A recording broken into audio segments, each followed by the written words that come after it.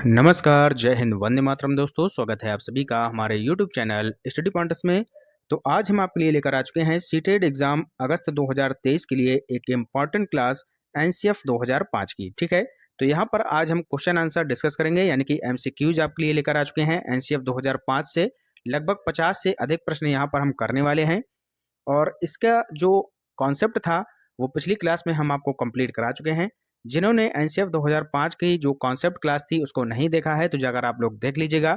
वहां पर हमने डिटेल में एनसीएफ 2005 को पूरा समझाया हुआ है। ठीक है, उस वीडियो को आप लोग देख लीजिएगा। डिस्क्रिप्शन बॉक्स में लिंक आपको वहां पर दे दिया जाएगा। और यहाँ पर आप जो हम जितने भी क्वेश्चन कराने वाले हैं इनको बहुत ही ध्यान से पढ़िएगा।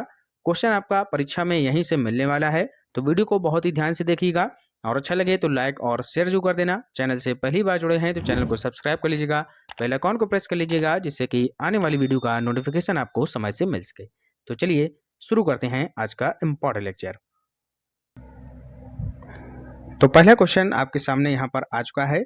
एनसीएफ 2005 का पूरा नाम क्या है, यानी कि एनसीएफ का फुल फॉर्म क्या होता है, ये आपसे यहाँ पर पूछा गया है। बहुत ही सिंपल क्वेश्चन है, बिल्कुल बेसिक से हमने यहाँ पर क्वेश्चन लिए हैं और धीरे धीरे जैसे ही हम क्वेश्चन आगे बढ़ते जाएंगे इनका जो लेवल है वो भी हार्ड होता जाएगा। ठीक है, तो नेशनल करिकुलम फ्रेमवर्क इसका फुल फॉर्म हो जाएगा, यानी कि ऑप्शन नंबर ए हमारा यहाँ पर करेक्ट आंसर हो जाएगा। ठीक है, आप जो है अपने आंसर्स को बहुत ही ध्यान से यहाँ पर दीजिएगा। अगला क्वेश्चन है क्वेश्चन नंबर दूसरा। करिकुलम जिसको हम पाठ्यक्रम बोलते हैं किस भाषा का शब्द है, बताइएगा। करिकुलम जो शब्द है वो किस भाषा का शब्द है, तो हमने आपको बताया था कि ये जो है लैटिन भाषा का शब्द है। ऑप्शन नंबर बी हमारा यहाँ पर करेक्ट आंसर हो जाएगा।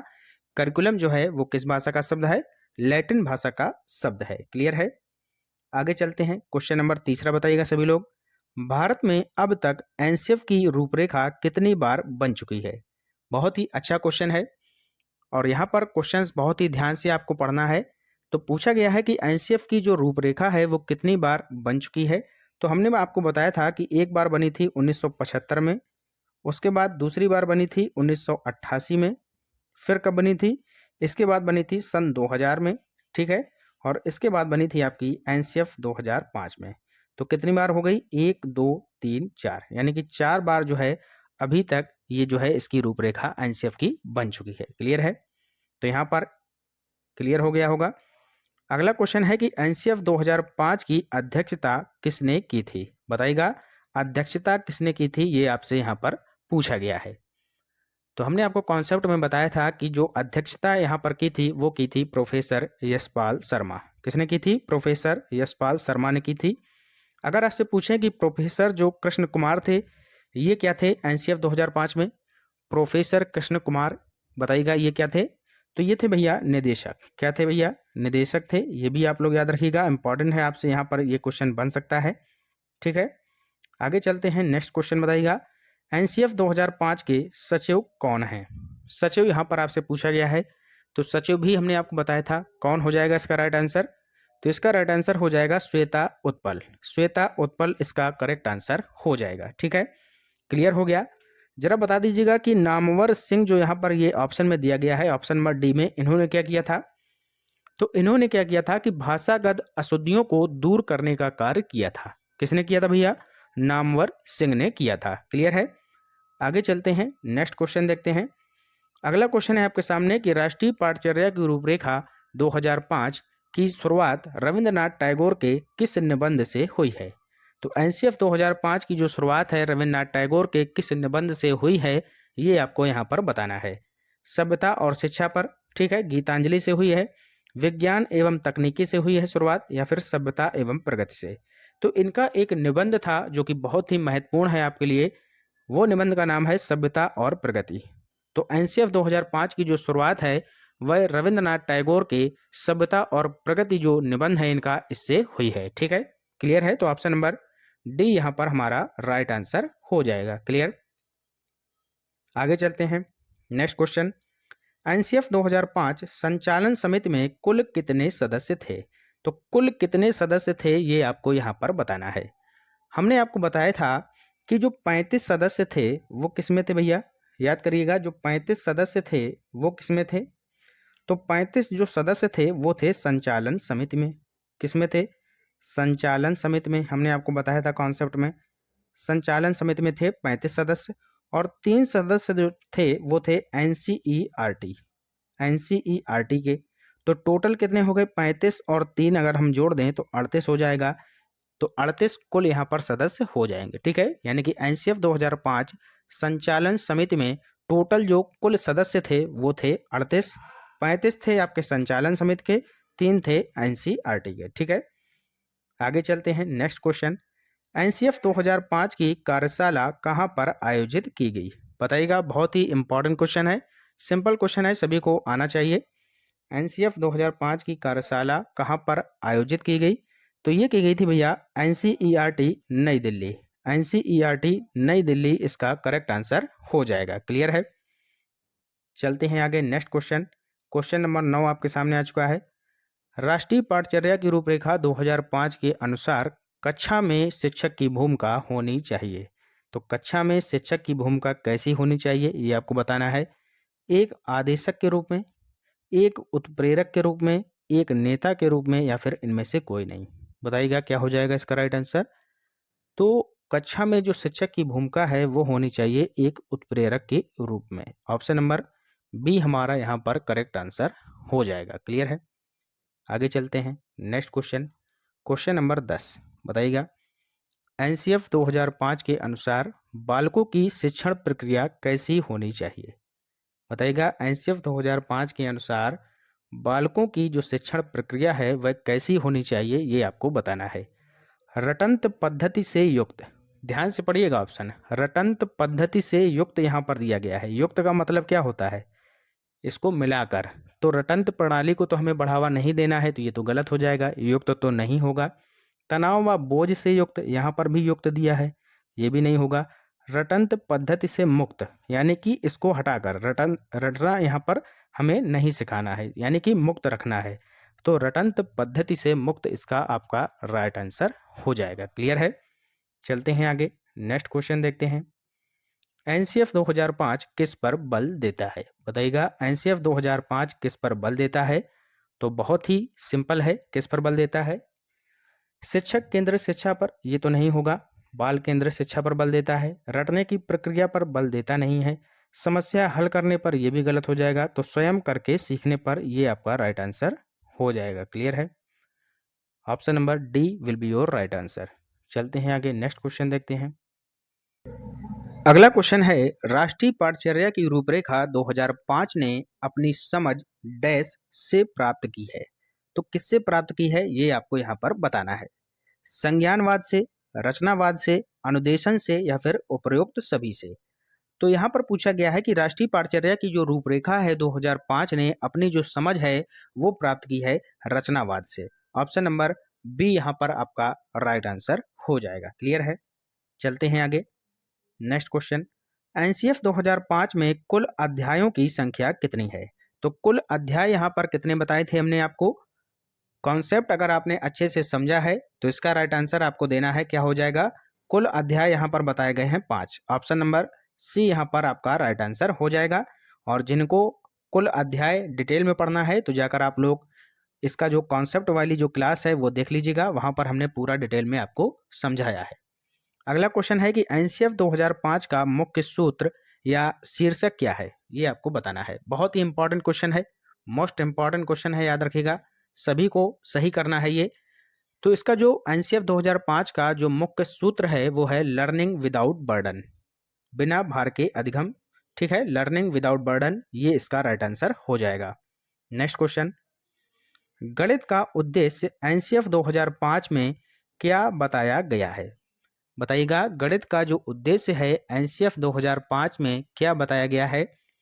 तो इसका उद्देश्य बताया गया है कि गणना करने की जो क्षमता है उसका विकास करना। ऑप्शन नंबर ए हमारा यहाँ पर करेक्ट आंसर हो जाएगा। सिंपल है, सभी को आ गया होगा। नेक्स्ट क्वेश्चन देखिएगा। एनसीएफ 2005 का मुख्य सूत्र शिक्षा बिना बोझ के विचार कब आया था? तो ये बताइएगा, जो शिक्षा बिना बोझ के यहाँ पर जो सूत्र दिया गया इसका विचार कब आया था ये आपको यहाँ पर बताना है। तो इसका विचार आया था 1993 ईस्वी में। ऑप्शन नंबर डी 1993 इसका राइट आंसर हो जाएगा। ठीक है, याद रखिएगा, इंपॉर्टेंट क्वेश्चन है आपके लिए। नेक्स्ट क्वेश्चन बताइएगा। विद्यालय शिक्षा का अब तक का नवीनतम राष्ट्रीय दस्तावेज कौन सा है? बताइएगा। राष्ट्रीय दस्तावेज यहाँ पर जो नवीनतम है वो आपको बताना है। आरटीई 2009 है, एनसीएफ 2005 है या फिर एनईपी 2020 है? तो बताइएगा क्या हो जाएगा इसका राइट आंसर। तो नवीनतम जो राष्ट्रीय दस्तावेज है वह है एनसीएफ 2005, नेशनल करिकुलम फ्रेमवर्क 2005। यही आपका राइट आंसर यहाँ पर हो जाएगा। क्लियर है? आगे चलते हैं। नेक्स्ट क्वेश्चन बताइएगा। किस मंत्रालय की पहल पर एनसीएफ 2005 तैयार किया गया था? बताइएगा। किस मंत्रालय की पहल पर एनसीएफ 2005 तैयार किया गया था? शिक्षा मंत्रालय, केंद्रीय मंत्रालय या फिर मानव संसाधन विकास मंत्रालय या फिर इनमें से कोई नहीं? तो मानव संसाधन विकास मंत्रालय ये जो नाम है आपका, ये पहले हुआ करता था, लेकिन अब इसका नाम बदलकर क्या कर दिया गया है? शिक्षा मंत्रालय। तो ऑप्शन नंबर ए शिक्षा मंत्रालय इसका राइट आंसर हो जाएगा। क्लियर है?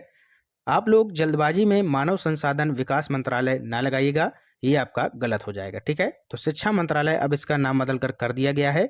तो एनसीएफ 2005 जो है किसकी पहल पर आया है? शिक्षा मंत्रालय। क्लियर है? आगे चलते हैं। Next question. राष्ट्रीय पाठचर्या की रूपरेखा एनसीएफ 2005 के अंतर्गत परीक्षा सुधारों में किस सुधार को सुझाया गया है? बताइएगा। किस सुधार को सुझाया गया है ये आपको बताना है। सतत मूल्यांकन सही है, सामूहिक कार्य मूल्यांकन ये भी सही है, खुली पुस्तक का परीक्षा मूल्यांकन ये भी सही है, यानी कि उपर्युक्त सभी इसका राइट आंसर हो जाएगा। सभी ऑप्शन यहाँ पर सही दिए गए हैं। क्लियर है? आगे चलिएगा। नेक्स्ट क्वेश्चन बताइएगा। Question number 20। एनसीएफ 2005 की किन शिक्षण सूत्रों के अधिकतम प्रयोग का सुझाव दिया गया है? बताइएगा। किन शिक्षण सूत्रों का यहाँ पर अधिकतम प्रयोग का सुझाव दिया गया है ये आपको बताना है। पहला ऑप्शन है ज्ञात से अज्ञात की ओर, बिल्कुल सही है, दिया गया है ये सूत्र। मूर्त से अमूर्त की ओर, ये भी दिया गया है, यानी कि ऑप्शन नंबर सी, ए और बी दोनों सही हैं, यही हमारा राइट आंसर हो जाएगा। क्लियर है? तो 20 नंबर जो आपका क्वेश्चन है उसका right answer option number C हो जाएगा। आगे चलते हैं। नेक्स्ट क्वेश्चन, क्वेश्चन नंबर 21 बताइएगा। एनसीएफ 2005 के अनुसार मूल्यांकन का प्रधान उद्देश्य क्या है? तो बताइएगा। एनसीएफ 2005 के अनुसार मूल्यांकन का प्रधान उद्देश्य है तो क्या है भैया? बताइएगा। चारों ऑप्शन पढ़िएगा ध्यान से और राइट आंसर करिएगा। क्या हो जाएगा इसका राइट आंसर? तो इसका जो राइट आंसर हो जाएगा बच्चों, वो हो जाएगा आपका शिक्षण अधिगम प्रक्रिया में अध्यापक व छात्रों की उपलब्धि का मापन करना, यानी कि यहाँ पर अध्यापक का भी मूल्यांकन करना है और छात्रों का भी उनके साथ साथ मूल्यांकन करना होगा। ठीक है? तो ऑप्शन नंबर डी हमारा यहाँ पर सही उत्तर हो जाएगा। आगे चलते हैं। नेक्स्ट क्वेश्चन देखते हैं।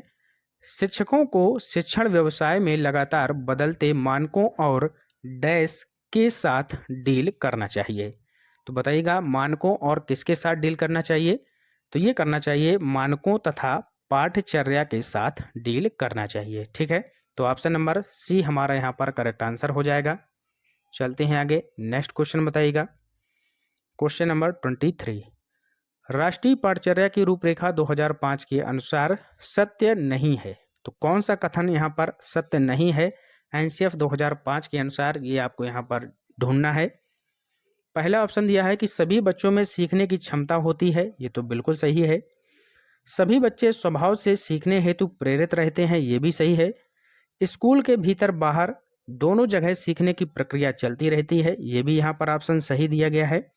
बच्चे व्यक्तिगत स्तर पर एक ही तरह से सीखते हैं। तो भैया एक ही तरह से ये यहाँ पर गलत दिया गया है, तो ऑप्शन नंबर डी यहाँ पर गलत हो जाएगा। सभी बच्चे एक ही तरह से नहीं सीखते हैं। कोई बच्चा है जो कि खेल खेल में सीख जाता है, कोई बच्चा है जिसको हम बार बार समझाते हैं तब भी नहीं सीख पाता है। तो सबकी जो बुद्धि लब्धि होती है, जो क्षमता होती है, तो वो अपने अकॉर्डिंग सीखता है। तो ऑप्शन नंबर डी यहाँ पर गलत हो जाएगा। क्लियर है? तो यही हमारा राइट आंसर हो जाएगा, ऑप्शन नंबर डी। आगे चलिएगा। एनसीएफ 2005 के अनुसार सीखना एक क्या है? ज्ञान के निर्माण की प्रक्रिया है। बहुत ही सिंपल क्वेश्चन है। ऑप्शन नंबर ए देखते ही आप लोग राइट आंसर कर दीजिएगा। एनसीएफ 2005 जो है 2005 के अनुसार जो सीखना है वो क्या है भैया? ज्ञान के निर्माण की एक प्रक्रिया है। क्लियर है? बहुत ही सिंपल क्वेश्चन है, सभी को आ गया होगा। Next question, question number 25। NCF 2005 में कला शिक्षा को विद्यालय में जोड़ने का उद्देश्य है। तो कला शिक्षा को विद्यालय में जोड़ने का क्या उद्देश्य यहाँ पर है, ये आपको बताना है। बहुत ही सिंपल है। इसका उद्देश्य है कि सांस्कृतिक विरासत की प्रशंसा करना एवं छात्रों के व्यक्तित्व और मानसिक स्वास्थ्य को विकसित करना। तो ऑप्शन नंबर डी यहाँ पर आपका राइट आंसर हो जाएगा। क्लियर है? चलते हैं आगे। तो वीडियो अगर आप लोगों को अच्छा लग रहा है, क्वेश्चन आप लोग यहाँ पर सही कर रहे हैं, तो आप लोग वीडियो को लाइक कर दीजिएगा। लाइक में आप लोग बहुत ही कंजूसी करते हैं, ठीक है? तो सभी लोग लाइक कर दीजिएगा, इससे हमें मोटिवेशन मिलता है कि और भी अच्छा कंटेंट हम आपको प्रोवाइड करा सकें, ठीक है? अगला क्वेश्चन बताइएगा कि पाठ्यक्रम निर्माण की आवश्यकता क्यों है। पाठ्यक्रम निर्माण की जो आवश्यकता है वह क्यों है, ये आपको यहाँ पर बताना है। क्वेश्चन नंबर 26 का आंसर बताइएगा। शिक्षक की सुविधा के लिए, शिक्षा के उद्देश्यों की प्राप्ति हेतु, या फिर बालकों को पाठ्य पुस्तक उपलब्ध करवाने के लिए, या फिर इनमें से कोई नहीं। तो जो पाठ्यक्रम निर्माण की आवश्यकता है वह क्यों है? क्योंकि हमें शिक्षा का जो हमारा उद्देश्य है, हमारा जो हमने उद्देश्य बनाया है, वह शिक्षा के उद्देश्यों की प्राप्ति हेतु पाठ्यक्रम निर्माण की हमें आवश्यकता होती है।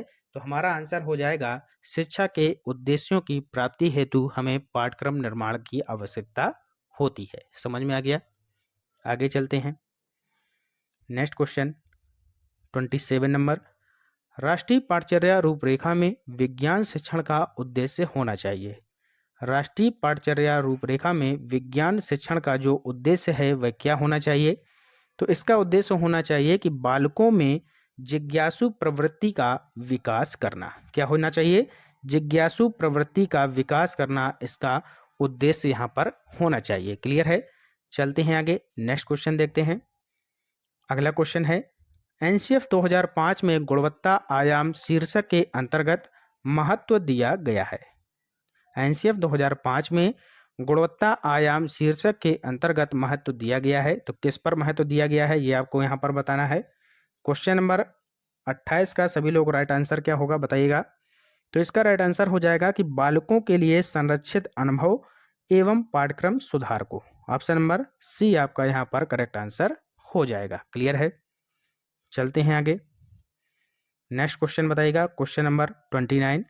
यदि बच्चे फेल होते हैं तो वे दर्शाते हैं अपनी असफलता को, स्कूल की असफलता को, समाज की असफलता को, या फिर परिवार की असफलता को।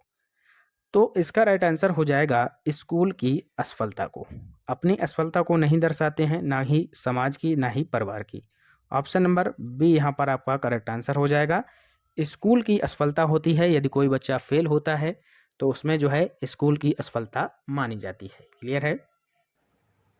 अगला क्वेश्चन है, राष्ट्रीय पाठचर्या की रूपरेखा एनसीएफ 2005 के अनुसार 22 भाषाओं को किस अनुसूची में रखा गया है। बहुत ही इंपॉर्टेंट क्वेश्चन है, कई बार आपके एग्जाम में ये क्वेश्चन पूछा गया है, याद रखिएगा।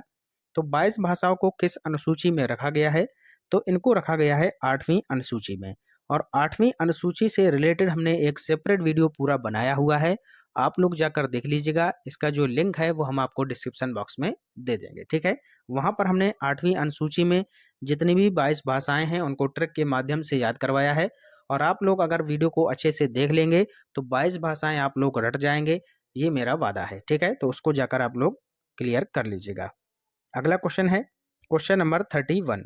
राष्ट्रीय पाठचर्या की रूपरेखा 2005 किसके दिशा निर्देश के अंतर्गत आता है? तो बताइएगा किसके दिशा निर्देश के अंतर्गत ये आता है, ये आपको यहाँ पर बताना है।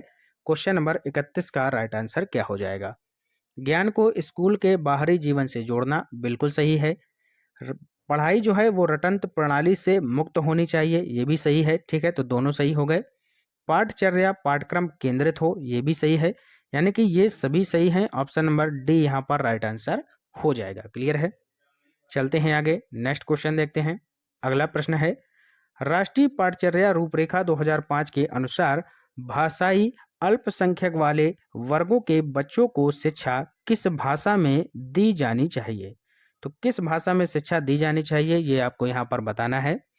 तो भाषा हमने आपको बताया है कि भाषा यहाँ पर उनकी जो है लोकल लैंग्वेज यानी कि मातृभाषा में शिक्षा दी जानी चाहिए। तो ऑप्शन नंबर ए यहाँ पर करेक्ट आंसर हो जाएगा। ठीक है, क्लियर है। आगे चलते हैं, नेक्स्ट क्वेश्चन बताइएगा 33। राष्ट्रीय पाठचर्या की रूपरेखा 2005 के अनुसार बच्चों के आकलन का तरीका है। बच्चों के आकलन का तरीका क्या होता है ये आपको यहाँ पर बताना है। अर्धवार्षिक परीक्षाएं, वार्षिक परीक्षाएं या फिर दैनिक गतिविधियां या फिर ये सभी। तो यहाँ पर ज़्यादातर जो बच्चे हैं वो राइट आंसर क्या लगाएंगे, ये सभी। अगर आपने ये सभी लगाया है तो आपका राइट आंसर जो होगा वो बिल्कुल गलत हो जाएगा भैया। दैनिक गतिविधियां ये आपका यहाँ पर राइट आंसर हो जाएगा। ऑप्शन नंबर सी यहाँ पर करेक्ट आंसर हो जाएगा। ठीक है, तो जो आकलन है वह हम दैनिक गतिविधियों के माध्यम से यहाँ पर करते हैं। चलते हैं आगे। नेक्स्ट क्वेश्चन बताइएगा, भीड़ भाड़ वाली कक्षाओं में डैश अध्यापन की बात करना निरर्थक है। तो भैया डैश के स्थान पर यहाँ पर क्या भरा जाएगा, अध्यापन की बात करना निरर्थक है, पिछड़े, सामान्य, कक्षा केंद्रित या फिर सृजनशील। तो सृजनशील अध्यापन की बात करना यहाँ पर निरर्थक हो जाएगा। ऑप्शन नंबर डी हमारा राइट आंसर हो जाएगा। क्लियर है। नेक्स्ट क्वेश्चन बताइएगा, क्वेश्चन नंबर 35, राष्ट्रीय पाठचर्या की रूपरेखा 2005 के अनुसार बाल केंद्रित शिक्षा शास्त्र में शिक्षा को किस प्रकार नियोजित करने की आवश्यकता है। तो बताइएगा शिक्षा को किस प्रकार नियोजित करने की आवश्यकता है। तो इसका राइट आंसर हो जाएगा अभिरुचियों के अनुरूप जो है यहाँ पर इसको नियोजित करने की आवश्यकता है। तो अभिरुचियों के अनुरूप इसका राइट आंसर हो जाएगा। क्लियर है। चलते हैं आगे। अगला प्रश्न बताइएगा, बहुत ही अच्छा क्वेश्चन है। राष्ट्रीय पाठचर्या की रूपरेखा 2005 के अनुसार शिक्षण अपने चरित्र में डैश और फिर डैश है। तो शिक्षण अपने चरित्र में क्या है, सक्रिय और सामाजिक है। क्या है भैया, सक्रिय है और सामाजिक है। तो ऑप्शन नंबर ए यहाँ पर हमारा सही उत्तर हो जाएगा। ठीक है, निष्क्रिय वाले तो बिल्कुल गलत हो जाएंगे दोनों।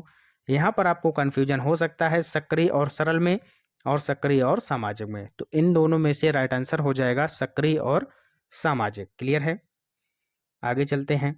अगला क्वेश्चन बताइएगा, राष्ट्रीय पाठचर्या की रूपरेखा यानी कि एनसीएफ 2005 के अनुसार अंग्रेजी सिखाने का उद्देश्य क्या है। अंग्रेजी सिखाने का उद्देश्य है कि बच्चों को बहुभाषावाद बनाना। ठीक है, बहुभाषावाद इसका राइट आंसर हो जाएगा। Option number B will be your correct answer. Clear है। चलते हैं आगे। नेक्स्ट क्वेश्चन, राष्ट्रीय पाठचर्या की रूपरेखा 2005 अन्य पाठ्यक्रम क्षेत्रों पर ध्यान आकर्षित करता है, जैसे कि शांति शिक्षा पर, कला और विरासत शिल्प शिक्षा पर, स्वास्थ्य और शारीरिक शिक्षा पर, उपर्युक्त सभी पर। तो बताइएगा क्या हो जाएगा राइट आंसर। तो इसका राइट आंसर हो जाएगा ये सभी पर जो है यहाँ पर फोकस करता है। क्लियर है। आगे चलते हैं। नेक्स्ट क्वेश्चन, एनसीएफ 2005 कितनी भाषाओं में लिखा गया है। एनसीएफ 2005 कितनी भाषाओं में लिखा गया है ये आपको यहाँ पर बताना है। बहुत ही अच्छा क्वेश्चन है, ध्यान से देखिएगा। तो इसको जो है टोटल 22 भाषाओं में लिखा गया है। और अभी हमने आपको बताया था कि जो 22 भाषाओं का वर्णन है वह 8वीं अनुसूची में किया गया है। ठीक है, जिन्होंने 8वीं अनुसूची का वीडियो नहीं देखा है तो जाकर आप लोग जरूर देख लीजिएगा। यहाँ से क्वेश्चन आपको 101% मिलने वाला है। क्लियर है। आगे चलिएगा। एनसीएफ 2005 के अनुसार अधिगम कैसा होना चाहिए। अधिगम कैसा होना चाहिए एनसीएफ 2005 के अनुसार ये आपको बताना है। बहुत ही सिंपल क्वेश्चन है। शिल्प केंद्रित होना चाहिए, बिल्कुल सही है। व्यवसाय केंद्रित होना चाहिए, मानसिक विकास केंद्रित होना चाहिए, यानी कि उपर्युक्त सभी ऑल राइट आंसर यहाँ पर दिए गए हैं। ठीक है, चलते हैं आगे। अगला प्रश्न बताइएगा, एनसीएफ 2005 में भाषा के संबंध में सही कथन का चयन कीजिए। तो भाषा के संबंध में यहाँ पर सही कथन का चयन आपको करना है। पहला ऑप्शन दिया गया है कि प्राथमिक शिक्षा मातृभाषा में दी जानी चाहिए, सही है भैया। द्विभाषी और बहुभाषी क्षमताएं बालक के संज्ञानात्मक विकास को बढ़ाती हैं, सही है। बहुभाषी कक्षा को अध्यापक एक संसाधन के रूप में देखता है, ये भी सही है। यानी कि उपरोक्त सभी यहाँ पर सही दिए गए हैं। तो ऑप्शन नंबर डी हमारा यहाँ पर राइट आंसर हो जाएगा। ठीक है, नेक्स्ट क्वेश्चन बताइएगा 42, राष्ट्रीय पाठचर्या की रूपरेखा 2005 के अनुसार कला विषय को किस स्तर पर लागू किया जाए। तो बताइएगा एनसीएफ 2005 के अनुसार कला विषय को किस स्तर पर लागू किया जाना चाहिए। प्राथमिक स्तर पर, उच्च प्राथमिक स्तर पर, माध्यमिक स्तर पर या फिर उपर्युक्त सभी। तो ये भैया प्राथमिक पर भी करना चाहिए, उच्च प्राथमिक पर भी, माध्यमिक पर भी, ठीक है। तो उपर्युक्त सभी इसका राइट आंसर हो जाएगा। क्लियर है। चलते हैं आगे। नेक्स्ट क्वेश्चन, राष्ट्रीय पाठ्यचर्या की रूपरेखा 2005 में शिक्षक छात्र अनुपात क्या निर्धारित किया गया है। बहुत ही इंपॉर्टेंट क्वेश्चन है, कई बार पूछा गया है।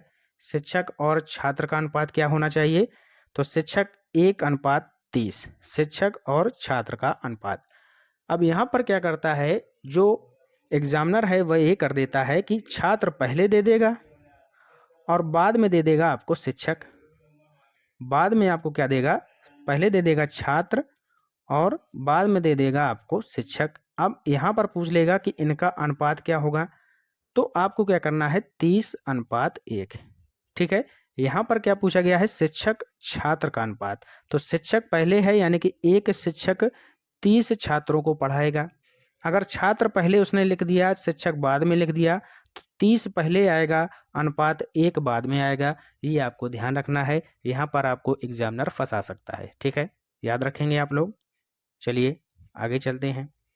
नेक्स्ट क्वेश्चन, सभ्यता और प्रगति के लेखक कौन हैं। तो इतनी बार हम आपको ये क्वेश्चन करा चुके हैं, अब आपके दिमाग में बैठ चुका होगा। सभ्यता और प्रगति के जो लेखक हैं वह हैं रविंद्रनाथ टैगोर।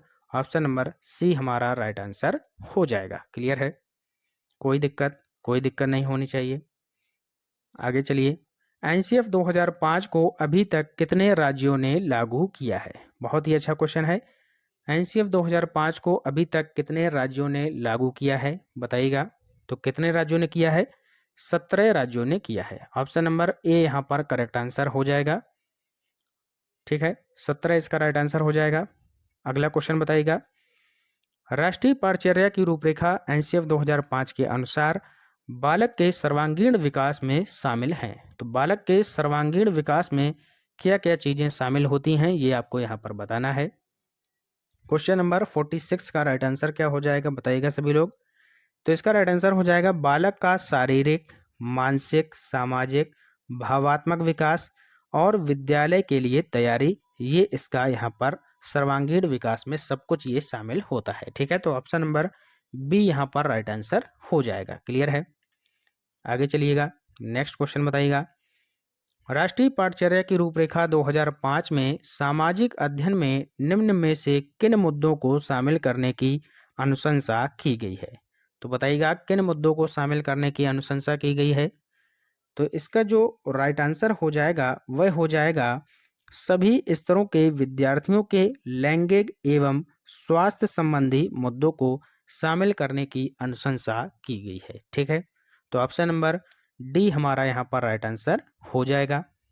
आगे चलिएगा, 48 नंबर का बताइएगा आंसर क्या होगा।